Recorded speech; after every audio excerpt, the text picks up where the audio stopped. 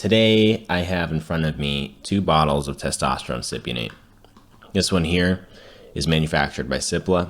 They are a generic Indian manufacturing a company based out of Mumbai, India. This is testosterone cypionate, also known as Testosterone, which is brand name formulation, manufactured by Pfizer. They are based out of New York in the United States, and you might have heard of them as one of the largest manufacturers and distributors of the COVID vaccine worldwide. Now, I used to be on Cipla testosterone, which cost me nothing. I'd go to the pharmacy and I would sign a piece of paper or whatever, and they'd give it to me, and I wouldn't pay a dime. This, the Pfizer Testosterone, I pay $160 a bottle for. And those who get Underground Labs testosterone scoff at that, probably, because they know that making testosterone is cheap as fuck. And paying $160 for a bottle is ridiculous when people can purchase their Underground Labs testosterone for something like $20 a bottle. So you might be thinking that I must need a really, really good reason why I'm paying $160 for the same product that I could get for free, because otherwise I'm just an idiot who's paying more money for the same thing. And I have a great reason, and that reason is consistency in concentration. The FDA allows for the bioavailability of a generic drug to vary from 80% to 125% of that of the brand name formulation. Now, with certain drugs, this won't be much of a problem, but for drugs like testosterone, where your ultimate goal is to get dialed in, where you never have to change your dosage again or your injection frequency, having such large swings in concentration from lot to lot, to refill, from generic to generic, is going to mess with your protocol's precision and accuracy across time. And it certainly did with mine. When I was on Cipla testosterone on the same dosage and injection frequency, my labs would change significantly from refill to refill. I once was on 140 milligrams injecting every other day, and my labs were like 750 total testosterone and 40 estradiol. And I thought I was dialed in. And then 6 months later, I get my labs again, and my labs show 1100. I'm like, what the hell? And they continued to change like that until I decided that I had had enough, and I was going to try brand name Testosterone from Pfizer to see if that would curb the issue. So I called my pharmacy ahead of time and asked them if they could order in Pfizer testosterone. When I started using Pfizer, I had to decrease my dose by 50% to stay at the same total testosterone.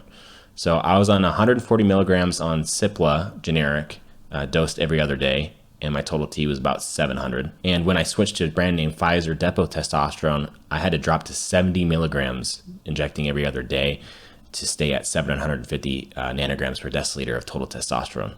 So I cut my dose in half, which is substantial and shows that at least in this particular case, Pfizer testosterone is significantly stronger than Cipla testosterone. And not only is it stronger, it's more consistently dosed from lot to lot, because I have had about 3 refills now, and I've had my labs drawn for each of those refills, and my labs don't change.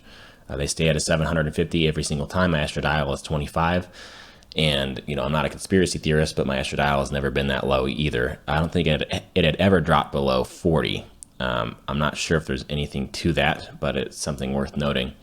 In addition to my experience with generic versus brand name testosterone, I have the privilege of having a twin brother, and he had the same issue. He was on Wilshire Pharmaceuticals generic testosterone, and his labs were popping up all over the place, 1300, 900, 700. And when he switched to Pfizer, he also dropped his dose to, I think he was like on 160 milligrams of generic, and his total T was 1300.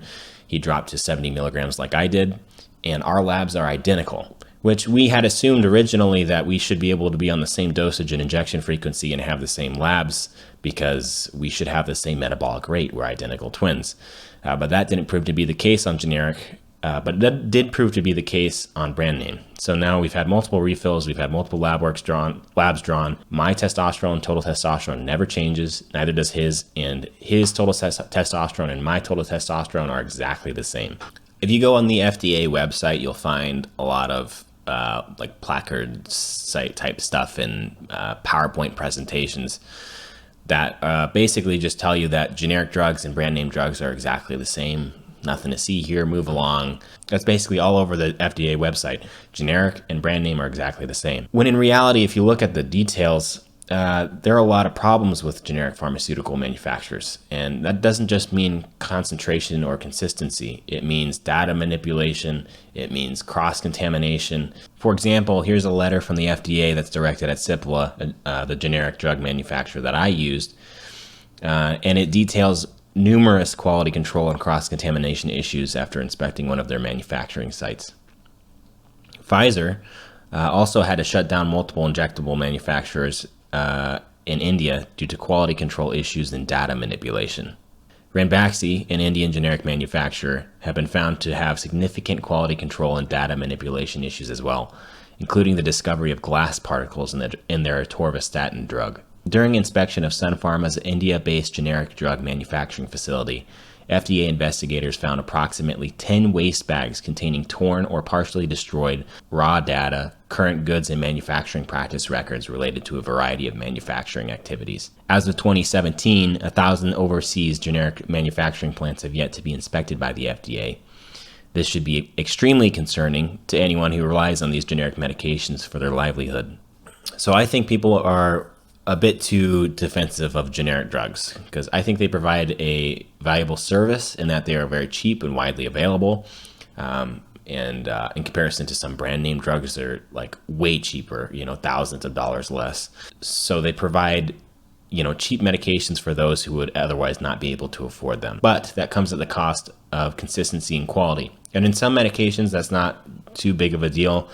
But like I've mentioned before, with medications like testosterone that are very sensitive to changes in concentration, it makes a very big difference in quality of life for some people. So if you're running generic and you're having no problems, don't worry about it. Some generic manufacturers are certainly high quality. I don't know which ones they are. I generally trust US-based generics over foreign generics. US-based generics like Teva, for example.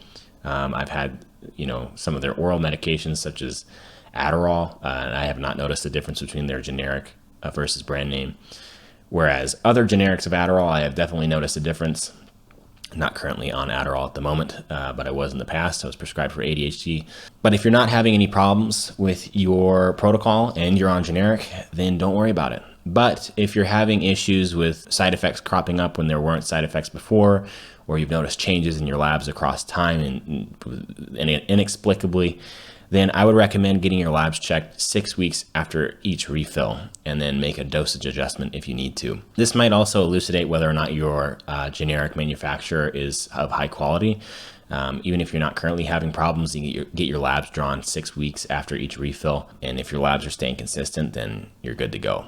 If you want to get on brand name Pfizer, it's relatively expensive if your insurance doesn't cover, and usually they don't cover. If you want to fill with Pfizer and you can afford it, it's about $160 a bottle out of pocket. Go ahead and just call your pharmacy ahead of time and let them know that you would like your next refill to be filled as brand name Depot Testosterone by Pfizer. And they'll do it. They'll order it in if they don't already have it. And I would prepare to make a dosage adjustment because it's likely a bit stronger than what you've been running with generic.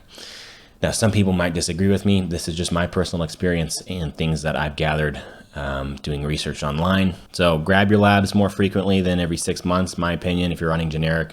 Otherwise, call your pharmacy. Ask them to refill as brand name Pfizer. Prepare to make a dosage adjustment, probably down, because Pfizer is generally going to be stronger than most generics. And yeah, thanks for watching. See you guys in the next one. Bye.